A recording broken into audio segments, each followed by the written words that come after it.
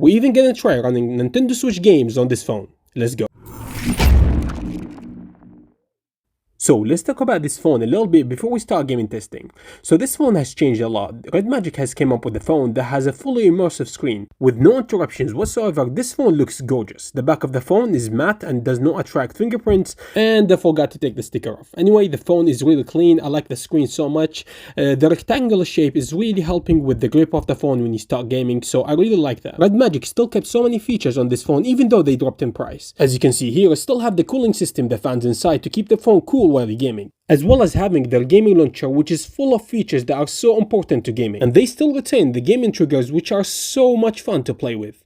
The phone also has a 5000 mAh battery and really fast charging. The gaming features from the Redmagic 8 Pro can be accessed from inside the game. If you pull from the side, you can see so many features here that help you gaming and improve your gaming experience. Coming with the second generation of Snapdragon 8, this phone is not one to sleep on. So we're going to test famous Android games and some emulators to see how this phone does under pressure. Let's go. So as expected, we're gonna try Pubg Mobile first. The goal here is to get the best frame rate we can get from this phone in every game we're gonna test. So with Pubg Mobile, we're gonna go to the settings and look at the graphic settings that we have. Firstly, we're gonna go with the Ultra HD settings to see what frame rates we get if we set to the highest frame rate possible with this type of settings. Let's get started with this one. So as you can see here, the game is running at 40 frames per second constantly. I was expecting more, to be honest. I wanted to get 60 frames per second on these settings because the Snapdragon 8 second generation should get 60 frames per second from this game. So let's go to the Ultra or the Extreme frame rate and see what we can get. So when you set it to Extreme, your graphic settings will automatically go back to HDR. So let's see what we get with the HDR settings. So as you can see here, we get constant 60 frames per second when we set the frame rate to Extreme and the graphic settings to HDR. This is not bad, but I expected more. Alright, so the next one we have is Fortnite. Let's see what Fortnite can give us and the best settings we can run on this phone. So if you go to the settings and go to the graphic settings, you have a setting to run the Fortnite game at 90 frames per second, but this will stick you to the lowest quality possible. So let's go with the epic quality first to see if this game runs at 60 frames per second when epic quality. And then we're going to try to see the 90 frames per second. So firstly here, 60 frames per second, the game is running constantly without any hiccups. I noticed sometimes the frame rate drops to 50 frames per second when there's a fighting scene, but most of the time it's 60 frames per second and I'm happy with it. And there is no point of showing the 90 frames per second because it still gives you 60. And next we have Call of Duty Mobile. It's one of my favorite games on Android. So let's go to the settings first and see what we can get. So as you can see here, there are so many settings we can play with. The frame rate could only be on Ultra if you set the graphic settings to the lowest. So we're gonna try this on the multiplayer to see what kind of frame rates we're gonna get. So let's start a multiplayer game here and see that the frame rate is at 90 frames per second. The frame rate here is quite stable. You don't really see it dropping at all while you're gaming, which is quite surprising since Pubg Mobile cannot offer the same thing, but to be fair, it's only allowed for the multiplayer. So let's go to the other setting here. Let's go to very high quality settings and the maximum frame rate we can get with these settings. So let's start a multiplayer game and see. So here the multiplayer game is started, and as you can see here, the frame rate is stuck on 60 frames per second. It does not go lower than that. Sometimes it goes to 61, but it's mostly at 60 frames per second stable. I gotta say, I'm really impressed with the optimization this game has reached. And to the next one. And next we have Apex Legends, which is another game that is really optimized for Android. So let's go to the settings and see what we can have here. So if you set the game to original graphics, you're going to go back all the way to normal frame rates, which is 30 frames per second. So we don't want that. We're going to go to Extreme HD and Ultra frame rates to see what we can get from this. So the game mostly runs at 60 frames per second, sometimes dropping to 55 and 58, but it's quite stable. Let's go to the next one. And now we have Genshin Impact, the game that always runs for me at 30 frames per second. I don't get the option to change the frame rates. Some people do, I really don't. I don't really play this game so much, but on native it runs on 30 frames per second. Let's go to the next one. And now it gets more interesting because we're going to try PlayStation 2 Emulator on this phone. So the game I'm trying is God of War.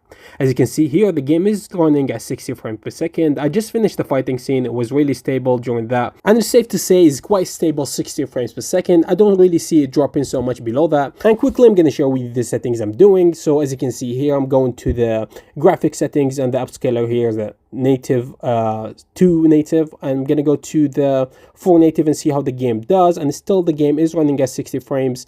Drops sometimes to 50, but most of the times at 60 frames per second, which is also good. You can push it all the way to 8 times, this will make the game really drop frame rate. So as you can see here, the game is running at like 17 to 20 frames per second, which is not really playable. So I would say stick to the 4X and you'll be fine. Let's go. So next we have the PSP, the PlayStation Portable, one of the emulators I'm gonna run on the Redmagic 8 Pro. And the game I chose is Mortal Kombat. Let's see how it runs. This was one of my favorite games on the PlayStation Portable. I spent so much time on it. And as you can see here, I'm choosing the fighter Sub-Zero, one of my favorite characters of the game and the franchise as a whole. So let's speed up here to see if the game runs at 60 frames per second. As you can see here, when the match actually starts, the frame rate will drop to 50 frames per second.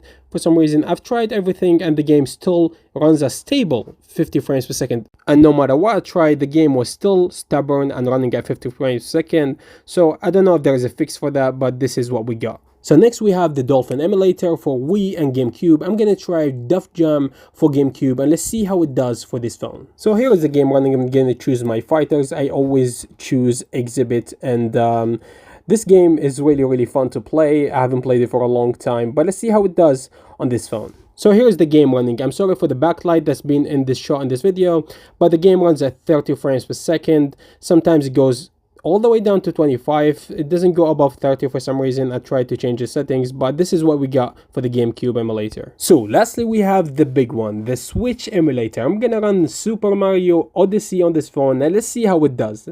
Just remember, this emulator is fairly new and there is a lot of bugs, so it does not really run so well, but let's see what we get. There are some games that run really well on this emulator. There is a list of them on Google if you search them up, but Mario Odyssey is not one of them. So let's see how it does and let's see what kind of frame rate we get. I'm gonna play with the settings a little bit just to make sure it runs well. So as you can see here, the game runs at 40 frames per second, but there is a graphical issue that keeps blocking the screen. Even though the game is running, sometimes it drops to like 30 frames, but mostly at 40 frames per second. So this emulator is really new. Not all the games run really well yet because they're still working on it. So download games, give it a try for yourself, see which ones run well. But I'm quite impressed with the Redmagic 8 Pro. The game is running, even though there's a graphical issue, the game running at 45 frames per second is really good. So that's it for me, guys. This was my review and gaming test of the Redmagic 8 Pro, one of the best gaming phones out there. I left the link for it in the description below if you'd like to purchase it. Thank you for watching, guys, and peace.